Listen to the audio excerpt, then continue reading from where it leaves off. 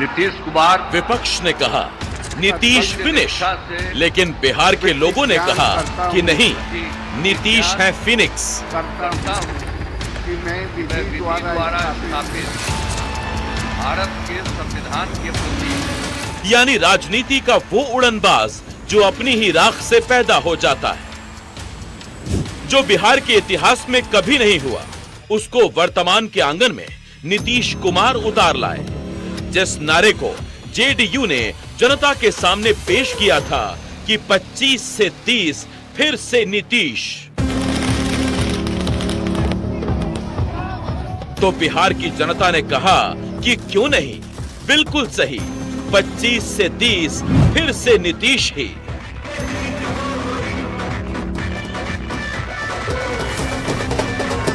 बिहार चुनाव में जीत की बाजी तो सबने लगाई थी, लेकिन असली बाजीगर बनकर निकले नीतीश कुमार।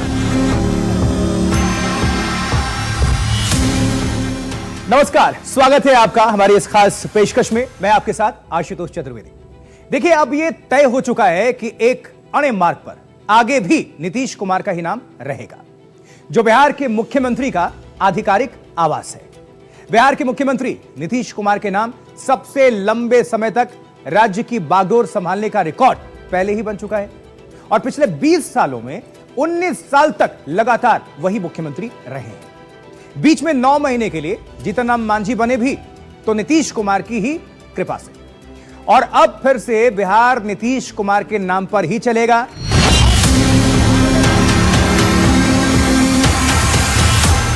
जिस नीतीश कुमार की सेहत का हवाला देकर विपक्ष उन्हें खारिज करने में जुटा था, उस नीतीश कुमार ने बता दिया कि बिहार के लोगों के दिलों में तो वही बसते हैं। जुग जुग जिया सा नीतीश चाचा, बिहार के भाग जागल हो, रौराइला से बिहार आगे बढ़े लागल, मनवा में आस लागल हो। जीत बिहार की जीत है, नए बिहार की जीत है। बिहार अब तरक्की की तरफ बढ़ने की जीत है। ये भारत माता की वंदे। ये चुनाव प्रधानमंत्री नरेंद्र मोदी और मुख्यमंत्री नीतीश कुमार के नाम पर लड़ा गया था।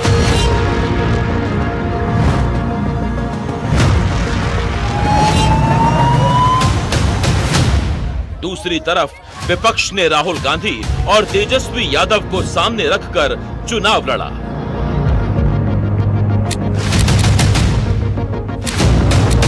लेकिन बिहार के लोगों ने फैसला कर दिया कि उन्हें मोदी नीतीश की डबल इंजन की ही सरकार चाहिए। ये बिहार की जनता का जीत है। ऐसे सवाल करने वाले बिहार की जनता को गाली दे रहे हैं, और ये गाली बिहार की जनता नहीं बर्दाश्त करेगी। बिहार की जनता को गाली देना बंद करे, नहीं तो आगे बंगाल और यूपी में भी यही होगा।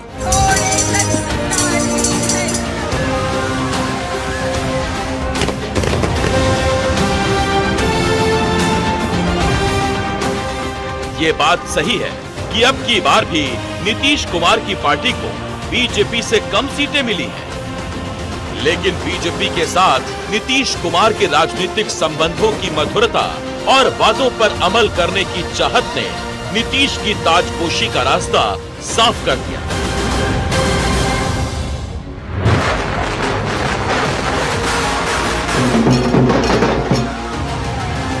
चौदह नवंबर को चुनाव के नतीजे आए। जो नतीजे आए उसका दावा बड़े बड़े नेताओं ने भी नहीं किया था, लेकिन उसी वक्त आप नीतीश कुमार के उस भाषण को याद कीजिए जो 2014 में प्रधानमंत्री मोदी को एनडीए का नेता चुने जाने के वक्त सेंट्रल हॉल में दिया गया था। हम लोगों को तो अब लगता है कि अगली बार जो आप आइएगा ना, तो इस बार हम देखें कि कुछ इधर उधर कुछ जीत गया है, अगली बार सब हारेगा, हमको पूरा भरोसा है। ये सब बिना मतलब का बात बोल बोल करके क्या किया है, और ये सब कोई काम किया है? उन लोगों ने आज तक कोई काम नहीं किया, देश की कोई सेवा नहीं की है। लेकिन आपने इतनी सेवा की है और उसके बाद इस तरह से हुआ है, तब इस बार फिर जो मौका मिला है, तो इस मौका के बाद आगे अब उन लोगों के लिए कोई गुंजाइश नहीं रहेगा, वो सब खत्म हो जाएगा।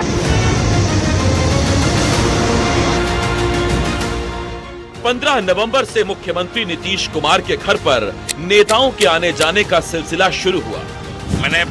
नीतीश कुमार से मिलने विजय कुमार चौधरी पहुंचे, जेडीयू के कार्यकारी अध्यक्ष संजय झा पहुंचे, पूर्व मंत्री और जेडीयू के नवनिर्वाचित विधायक श्याम रजक पहुंचे, नीतीश के बेहद करीबी माने जाने वाले मनीष वर्मा पहुंचे, जेडीयू के प्रदेश अध्यक्ष उमेश कुशवाहा पहुंचे, नीतीश सरकार में मंत्री रहे बीजेपी नेता नितिन नवीन पहुंचे, केंद्रीय गृह राज्य मंत्री नित्यानंद राय पहुंचे, तो बीजेपी के प्रदेश अध्यक्ष दिलीप जायसवाल भी पहुंचे और इन सब के बीच सबको चौंकाते हुए चिराग पासवान भी पहुंचे।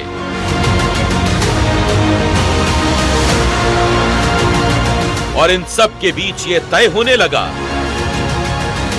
कि पिछले 30 साल से विधानसभा का चुनाव नहीं लड़ने वाले नीतीश कुमार फिर से विधानसभा में सदन के नेता होंगे। नीतीश कुमार ने आखिरी बार 1995 में विधानसभा चुनाव लड़ा था। उन्होंने हरनौत सीट से समता पार्टी के उम्मीदवार के रूप में जीत दर्ज की थी, लेकिन इसके बाद उन्होंने कभी विधानसभा चुनाव नहीं लड़ा। बस नजर में मुख्यमंत्री की कुर्सी गड़ी थी और उसको 7 दिन के लिए ही सही हासिल कर ली थी नीतीश कुमार। लेकिन 2005 से शुरू हुआ सिलसिला जारी है।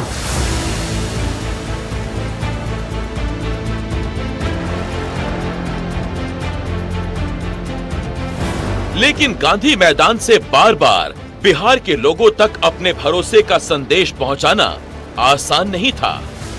इसके लिए बिहार के करोड़ों मतदाताओं के दिलों पर दस्तक देना होता है। ये प्रयास तो सभी नेता करते हैं, लेकिन नीतीश कुमार इसमें सबसे ज्यादा कामयाब रहे। हम लोगों के पहले वाले की क्या स्थिति थी, याद है ना? पहले क्या स्थिति थी? पहले बहुत बुरा हाल था। लोग शाम के बाद घर से बाहर नहीं निकलते थे। अरे याद करिए ना, शाम के बाद जो उस समय रहता था, कोई घर से बाहर नहीं निकलते थे। तो ये हालत उन लोगों का था। कैसा काम किया है, याद करिए उन लोगों को। और जब उसके बाद हम लोगों को मौका मिला तो हम लोगों ने सबके लिए काम किया। शुरू से ही बिहार के विकास का काम हो रहा। अब किसी प्रकार के डर एवं भय का वातावरण नहीं है। नालंदा के एक मामूली वैद्य के घर जन्म लेने वाले नीतीश कुमार के लिए मुख्यमंत्री पद तक पहुंचना आसान नहीं था। नीतीश का जन्म नालंदा के हरनौत में हुआ था। इनके पिता कविराज राम लखन सिंह एक आयुर्वेदिक वैद्य थे, जिन्होंने आजादी की लड़ाई भी लड़ी थी। राम लखन सिंह बिहार के पहले उप मुख्यमंत्री अनुग्रह नारायण सिन्हा के बेहद करीब थे। घर परिवार के राजनीतिक माहौल का असर नीतीश कुमार पर भी पड़ा। इसीलिए बिहार राज्य बिजली बोर्ड में इंजीनियर की नौकरी उन्हें जमी नहीं।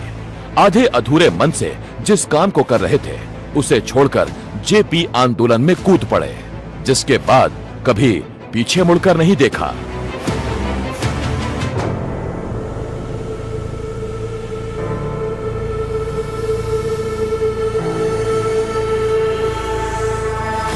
यात्रा होना चाहिए। राजनीति अल्पकालिक धर्म है और धर्म दीर्घकालिक राजनीति है, ये लोहिया जी ने कहा। और जिस दिन से ये हो गया है कि राजनीति खेल है, उस दिन से देश रसातल में जा रहा है। 1977 में जनता पार्टी के टिकट पर नीतीश कुमार पहली बार विधानसभा का चुनाव लड़े, लेकिन इंदिरा गांधी के खिलाफ उस जनता लहर में भी चुनाव हार गए। 1980 में फिर से विधानसभा का चुनाव लड़े, लेकिन इस बार भी हार गए। नीतीश कुमार की शादी हुए तब तक 7 साल हो चुके थे। 1973 में ही मंजू सिन्हा से उनकी शादी हो चुकी थी, जो बाद में स्कूल टीचर बन गई।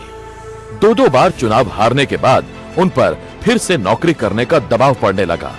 उनके ससुर ने जब इस बार में नीतीश से पूछा तो उन्होंने कहा, अगर हरनौत से तीसरी बार चुनाव हार गया तो राजनीति छोड़ दूंगा। 1985 में चौधरी चरण सिंह की पार्टी दलित मजदूर किसान पार्टी के टिकट पर नीतीश कुमार चुनाव लड़े।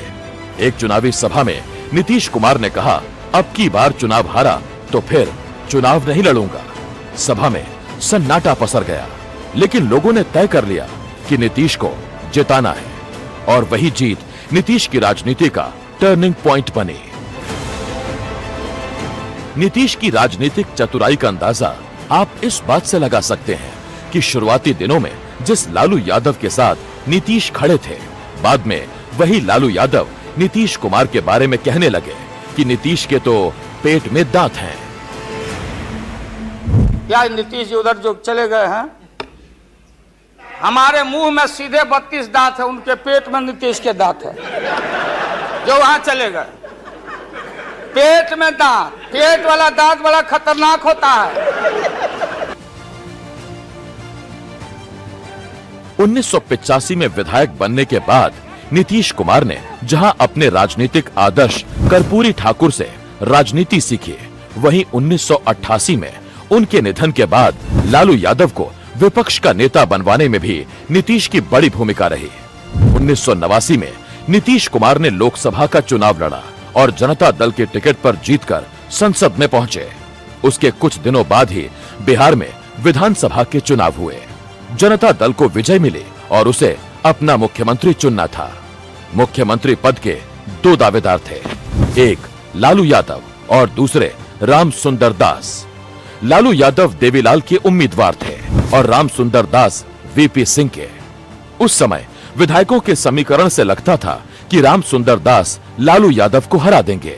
तब वीपी सिंह से नाराज चल रहे चंद्रशेखर से लालू के लिए संपर्क करने वालों में नीतीश कुमार भी थे।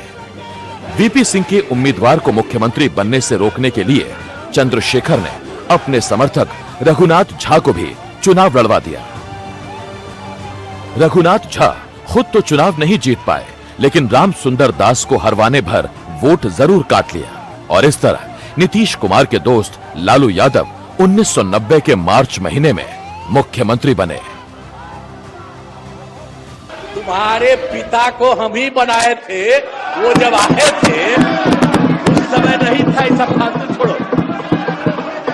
अरे पूरा जात वाला भी, अरे तुम्हारे जात वाले भी जो जात थे हमको कहते थे काहे के लिए आप कर रहे हैं, तो हमने तो उसी आदमी को बना दिया। 1988 में कर्पूरी ठाकुर के देहांत के बाद बिहार में समाजवादी राजनीति का नेतृत्व जिन नेताओं को मिला, उनमें लालू यादव और रामविलास पासवान प्रमुख थे। लेकिन लालू के साथ एक और नाम जुड़ा था, नीतीश कुमार का। 1990 में लालू यादव बिहार के मुख्यमंत्री बन गए थे और नीतीश केंद्र की वीपी सिंह सरकार में कृषि राज्य मंत्री। उसी दौरान 7 अगस्त 1990 को वीपी सिंह ने मंडल आयोग की सिफारिशों को लागू करने का ऐलान कर दिया, जिसके तहत ओबीसी को 27% आरक्षण देने का प्रावधान था। मंडल आयोग ने देश में पिछड़े वर्ग की राजनीति को उभार दिया और इससे एक साथ लालू और नीतीश की राजनीति ने बहुत तेजी से उड़ान भरी। मेरा ये इतना प्रतिशत है, इससे एक बार इस देश में जाति के आधार पर जनगणना हो जानी चाहिए और जात के आधार पर जनगणना करने के पश्चात जितनी भी जातियां इस देश में बसती है सबको आबादी के हिसाब से आरक्षण दे दिया जाना चाहिए। बिहार का नेता कैसा हो? 1991 में मध्यावधि चुनाव हुए तो बिहार में जनता दल का प्रदर्शन बेहद शानदार था। नीतीश कुमार दोबारा सांसद चुने गए थे और लालू बिहार की राजनीति में सुपरस्टार की तरह उभरे। लेकिन यहीं से दोनों नेताओं में टकराव भी शुरू हो गया। लालू यादव ने जातिगत जोड़ तोड़ को चुनाव जीतने का आधार मान लिया और नीतीश का फोकस विकास पर था। फिर लालू ने धीरे धीरे नीतीश को अहमियत देना कम कर दिया। इससे खिन्न नीतीश ने जॉर्ज फर्नांडिस के साथ मिलकर 1994 में समता पार्टी बनाई। वो तब एक बड़ा चुनौतीपूर्ण फैसला था। यह फैसला कोई भावावेश में नहीं है, ये एक आदर्श जिसको हम मानते हैं, नैतिक मूल्यों को हम मानते हैं, जिसमें हमारा विश्वास है, उसके आधार पर हमने ये अंतर मन से फैसला लिया। लेकिन 1995 के विधानसभा चुनाव में लालू की लहर में नीतीश की हसरतें बह गईं। समता पार्टी को सिर्फ 7 सीटें मिली। इसके बाद नीतीश और जॉर्ज ने बीजेपी से गठबंधन किया। अब निशाने पर लालू थे और उनका चारा घोटाला। लोकतंत्र लोकलाज से चलता है। अगर लोकलाज नहीं है तो लोकतंत्र नहीं चल सकता है। और लोकतंत्र में जो कुछ भी संविधान या कानून है उसकी रक्षा होनी चाहिए, नहीं तो लोकतंत्र नहीं चल सकता है। कहा जा रहा है कि कहां लिखा हुआ है कानून में और संविधान में कि चार्जशीट होगा तो किसी व्यक्ति को पद छोड़ना पड़ेगा, मुख्यमंत्री का पद छोड़ना पड़ेगा, मंत्री का पद छोड़ना पड़ेगा। यह कहां लिखा हुआ है? अध्यक्ष महोदय, जो हमारे देश के पुरखे रहे हैं, जो संविधान निर्माता रहे हैं, उन लोगों ने कभी सपनों में भी नहीं सोचा होगा कि कोई मंत्री बनेगा, मुख्यमंत्री बनेगा, केंद्र में मंत्री बनेगा और उसको इस प्रकार के घोटाले में या किसी और मामले में उस पर चार्जशीट दायर करने की नौबत आएगी। सबको अपनी अपनी बात कहने का अधिकार है। यहां पर सदन में ये चर्चा हो रही है और इस पर चर्चा होना चाहिए। लोकतंत्र में चाहे कोई कितना भी बड़ा क्यों न हो, अगर किसी के ऊपर आक्षेप लगता है और अगर कोई जांच की एजेंसी ये पाती है कि इनके खिलाफ आरोप पत्र समर्पित करने के लिए पर्याप्त साक्ष्य हैं, तो मैं नहीं समझता हूं कि अदालत में जाने के सिवा उनके पास कोई चारा है। उनको जाकर के अदालत में अपने को बेगुनाह साबित करना चाहिए। लेकिन जहां तक लोकतांत्रिक प्रक्रिया का सवाल है, वो पद पर नहीं बने रह सकते। कोई लाख कहे कि हम सड़कों पर निपटेंगे, तो सड़कों पर कोई एक व्यक्ति उतरने के लिए तैयार नहीं है। यहां पर सड़कों पर दूसरे लोग भी उतरेंगे जो लोकतंत्र की रक्षा करना चाहेंगे, वो भी सड़कों पर आएंगे। इसलिए ये इस धमकी से इस देश में कोई संदेश नहीं जाने वाला, बल्कि इस प्रकार की जो हठधर्मिता का प्रदर्शन किया जा रहा है उससे सार्वजनिक जीवन धूमिल हो रहा है, उस पर आक्षेप आ रहा है।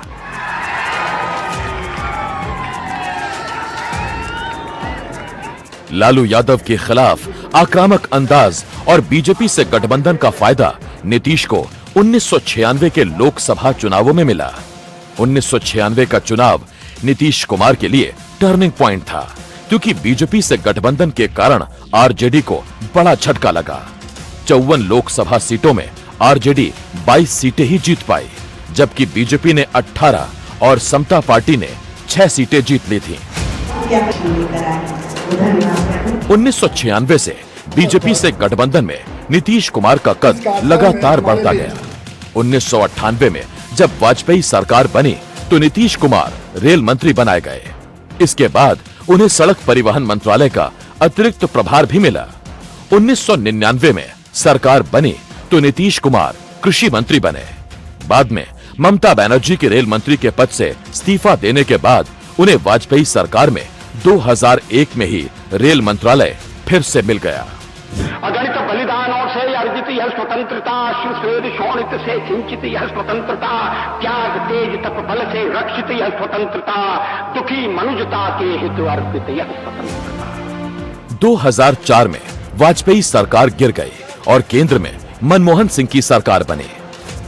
अब नीतीश कुमार महज सांसद थे, लेकिन 2005 के अक्टूबर में हुए विधानसभा चुनाव में जेडीयू और बीजेपी ने बिहार में जीत हासिल कर ली, जिसके बाद नीतीश कुमार बिहार के मुख्यमंत्री बने। उसके बाद से अब तक बिहार की सत्ता वाली राजनीति नीतीश के राजनीतिक कौशल की धुरी पर घूमती है। धीरे धीरे जेडीयू भी नीतीश के इशारे पर चलने लगी। जॉर्ज फर्नांडिस और शरद यादव जैसे नेता हाशिए पर ढकेले जाने लगे। ये दल तो दरबार में बदल गया। जिस तरह से दरबार में सब लोग जी हजूर, वाह हजूर, कैसे हजूर, ये होता यही हो रहा। 19 साल से ज्यादा समय से बिहार की बागडोर संभाल रहे नीतीश कुमार अपनी कामयाबियों और उपलब्धियों को इस तरह गिनवाते हैं कि 2005 में बिहार में प्रति व्यक्ति आय जहां 8,773 रुपए थी, वहीं 2019 में 47,541 रुपए हो गई। 2004-2005 में जहां बिहार में गरीबी दर 54.4% थी, वहीं इस वक्त ये घटकर 33.74% हो गई। बिहार के लोगों का मासिक खर्च ग्रामीण इलाकों में 2005 में 417 रुपए था, वहीं आज 1127 रुपए हो गया। वहीं शहरी खर्च 696 रुपए मासिक से बढ़कर 1507 रुपए हो गया। ईज ऑफ डूइंग बिजनेस के मामले में भी बिहार का स्कोर 2015 में 16.4 था, जो अब बढ़कर 81.91% हो गया। अपने इन्हीं कामों और बदलावों के कारण नीतीश कुमार की छवि सुशासन बाबू की बनी। बिहार पहला राज्य है जिसने दलितों में भी महादलित को चिन्हित किया।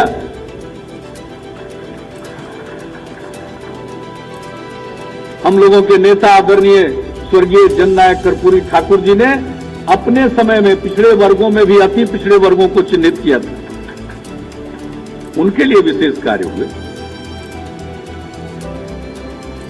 जो महिलाएं हैं उनको ऊपर उठाने के लिए हम लोगों ने काम किया। बिहार पहला राज्य है जहां महिलाओं को पंचायती राज संस्थाओं में 50% आरक्षण मिला। नीतीश कुमार के लंबे शासनकाल के कारण उन पर सवाल भी उठते हैं, लेकिन ये भी एक सच है कि नीतीश के बाद एनडीए के पास कोई ऐसा नेता नहीं है जो उनके कद के करीब पहुंचता हो। नीतीश कुमार के बाद एनडीए के बड़े नेताओं में उप मुख्यमंत्री सम्राट चौधरी, दूसरे उप मुख्यमंत्री विजय सिन्हा, केंद्रीय मंत्री चिराग पासवान, केंद्रीय मंत्री और पूर्व मुख्यमंत्री जीतन राम मांझी, केंद्रीय मंत्री ललन सिंह, जेडीयू के कार्यकारी अध्यक्ष संजय झा, सांसद उपेंद्र कुशवाहा हैं। लेकिन इनमें से कोई भी नीतीश कुमार की छवि से मेल नहीं खाता। इस बात का एहसास नीतीश कुमार को भी है। इसीलिए जब उनके गुस्से का पारा चढ़ता है तो पुराना दर्द उनकी जुबान पर उभर आता है और उस दर्द के साथ निकलती है नीतीश के जुबान से टूटती भाषा की मर्यादा।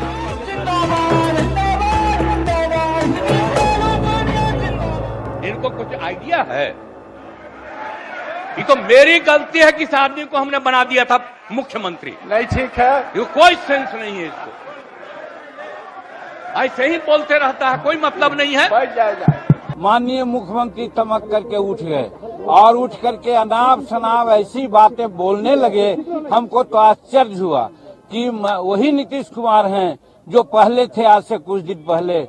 आज लगता है कि वो दूसरे रूप में यहाँ परोसे गए, दूसरे रूप में आए। हमको लगता है कहीं न कहीं उनकी दिमाग में कोई कमजोरियां है, इसके चलते वो ऐसा बोल रहे हैं। और हम उनके बारे में कहना चाहते हैं, वो बार बार तुम ताम की बात करते हैं।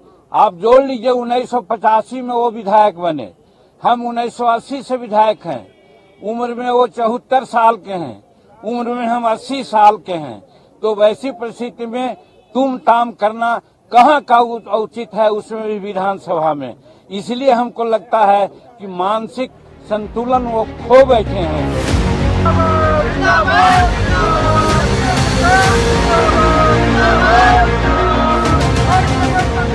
लेकिन वक्त ऐसा फिरा कि आज नीतीश कुमार और मांझी एक ही नाव में सवार हैं, सत्ता की नाव में। और बिहार में उस नाव के खेवनहार तो नीतीश कुमार हैं।